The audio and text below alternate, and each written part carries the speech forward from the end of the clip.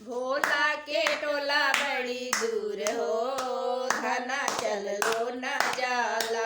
भोला के टोला बड़ी दूर हो, धना चल लो न जाला।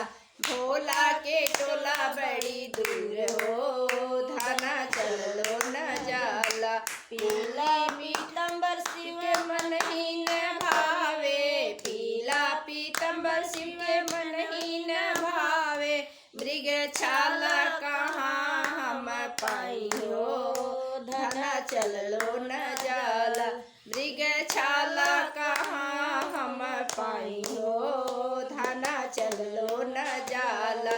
भोला के टोला बड़ी दूर हो, धना चल लो न जाला।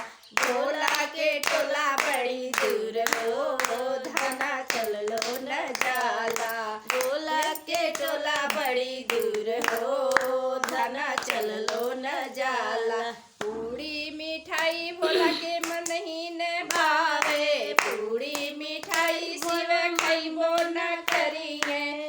भांग धतूर कहाँ पाइयो, धना चल लो न जाला।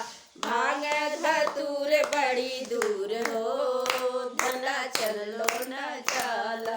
भांग धतूर बड़ी दूर हो, धना चल लो न जाला। भोला के टोला बड़ी दूर हो, धना चल लो न जाला। भोला के टोला बड़ी दूर हो,